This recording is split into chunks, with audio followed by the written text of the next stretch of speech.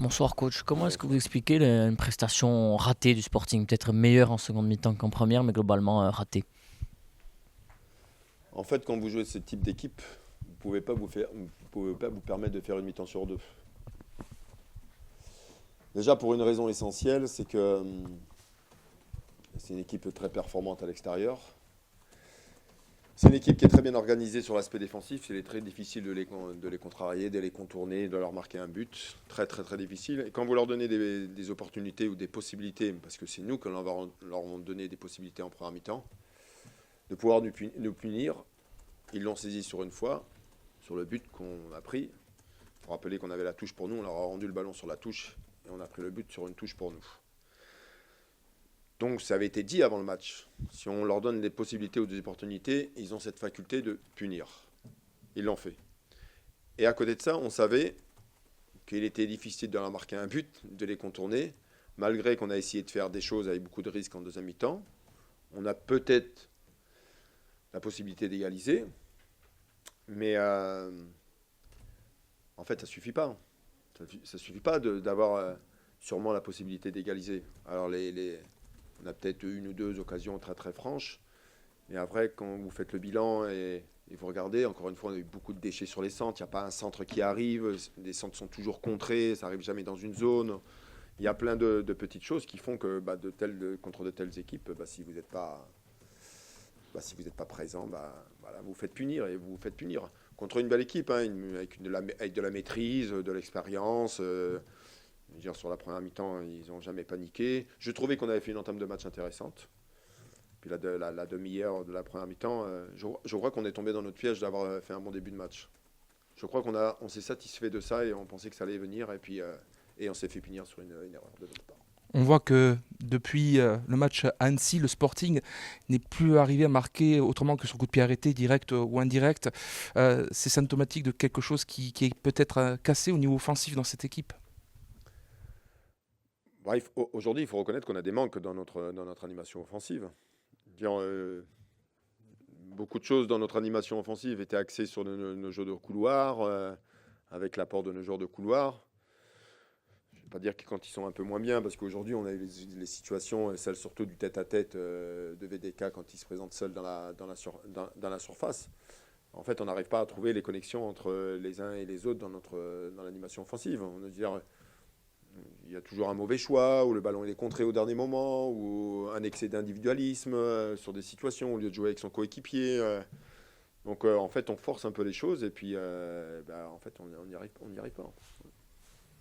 Coach, vous l'avez dit un peu tout à l'heure, il semblerait que et c'est un peu les propos qu'on a eus avec Johnny, lorsqu'on doit passer à un moment donné une certaine étape et qu'on pourra pouvoir souffler, c'est là qu'on trébuche un peu. Est-ce que c'est épisodique ou est-ce que c'est récurrent? Non, mais en fait, c'est le discours que j'ai eu avec eux à la fin du match. Ouais.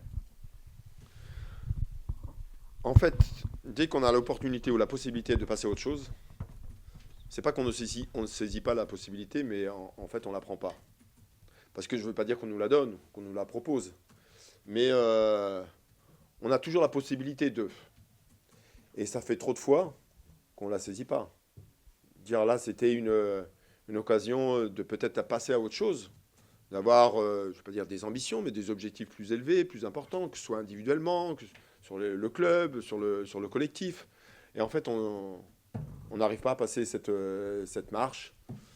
Est-ce qu'elle est mentale individuellement, mentale sur le collectif? Est-ce que voilà, là, en fait, ça devient un problème. Ça devient un problème. Et il va falloir le résoudre il va falloir le résoudre. De toute façon, il va falloir il faut trouver des solutions. Il faut ouais. Pour revenir à la question précédente de mon confrère, ça fait sur l'aspect offensif, ça fait 6 matchs que vos attaquants ne trouvent plus le chemin des filets. Est-ce que ça vous inquiète?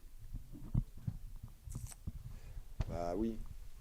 Je vais pas dire on juge un attaquant sur des stats, des occasions qu'il se procure, le nombre de frappes cadrées, l'avant-dernière passe, la dernière passe, voilà, on juge là-dessus. Aujourd'hui, nos attaquants, voilà, ils sont déficients dans toutes les stats.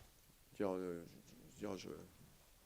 malheureusement, il faut appeler un chat un chat. Hein. Je veux dire, et Et encore une fois, c'est pas la seule responsabilité des attaquants aussi. Hein. Je veux dire, quand on prend des buts, on ne va pas tirer que sur les défenseurs. La même chose sur les attaquants. Est-ce que les actions ne sont pas suffisamment accompagnées? Est-ce qu'il n'y a pas suffisamment de soutien? Est-ce qu'il n'y a pas suffisamment de présence dans la surface? Est-ce qu'on ne leur demande pas trop ou beaucoup trop sur l'aspect défensif, sur le replacement? Donc il manque peut-être de jus. Dire, voilà, vous avez une analyse sur le match. Après, il y a tout un ensemble. Mais aujourd'hui, ouais, c'est pas suffisant, c'est pas bon. Coach, quand on pense au match de Dijon ou au match contre Bordeaux, on a l'impression que votre équipe a besoin d'avoir la pression pour se sublimer. Est-ce qu'elle n'était pas trop tranquille à cette 9e place? On en revient à la question précédente.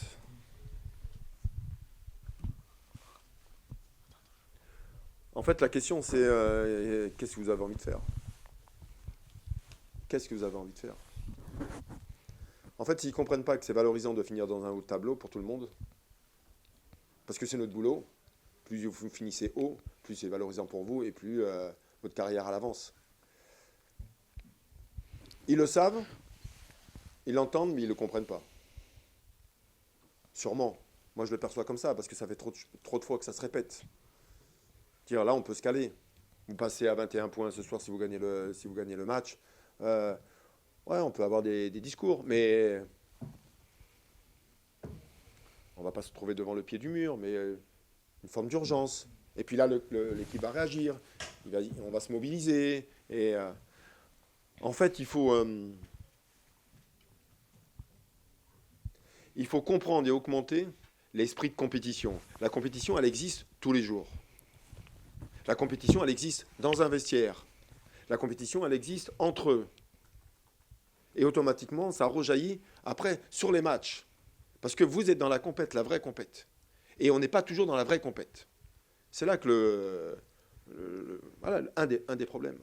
Voilà. Il faut qu'ils comprennent ça. Oh, c'est la compète, là. Hein. On joue. Et conscience, peut-être pas. Et les mecs, hein, si vous avez envie de faire quelque chose de votre carrière, il faut aller. Et la compète, c'est pas râler à son coéquipier, pourquoi tu m'as fait ça, pourquoi tu m'as pas donné le ballon comme ça. C'est pas ça la compète. Il faut pas se tromper de combat. La compète, c'est quand vous affrontez l'adversité. C'est ça la vraie compète. Et aujourd'hui, on n'a pas ça sur certains matchs. Quand il le faut. Et quand c'est le moment. Sur le plan tactique, coach, on a vu un changement à la mi-temps. Kylian Keboué qui est passé au milieu, une défense à 4. Est-ce que c'est lié uniquement au scénario du match et le fait d'être mené et d'avoir été largement dominé en première mi-temps? Ou est-ce qu'il y a une réflexion aussi plus pérenne pour évoluer? On le sait qu'il y a une disette offensive. Est-ce que ça fait partie des pistes, même dans les semaines à venir? Non, c'est un choix du match. En fait, je ne me voyais pas continuer comme ça contre une telle équipe qui avait une telle maîtrise en première mi-temps. Et on revient sur l'esprit de compétition. En tant qu'entraîneur, si vous ne bougez pas les choses, si vous ne tentez pas quelque chose, eh ben, il n'y a rien qui fonctionne. Donc oui, on change tout. Alors ça n'a pas suffi. J'ai trouvé qu'il y avait du mieux. Il y a eu des choses, on a tenté, on a été un petit peu plus de l'avant. Il fallait trouver des joueurs à l'intérieur. On ne trouvait jamais de relais. On a abusé de jeu long, on a souvent jeté le ballon en première mi-temps. En fait, il fallait essayer de trouver des relais dans le milieu, à l'intérieur du jeu, pour pouvoir utiliser après les couloirs. Ça a été fait. Thierry, après, Loré a rectifié, ils sont mis à 5, il a bien vu tout ça. Mais c'était une décision du match. Après, on a voulu amener un peu plus de vitesse. On n'a pas réussi à utiliser cette vitesse, mais encore une fois, c'est très compliqué de marquer un but à cette équipe. C'est très compliqué. Donc c'était un fait de match. C'était ma décision à la mi-temps. Il fallait que je leur fasse comprendre que il faut passer à autre chose là. Maintenant, pour le futur, on verra. Merci.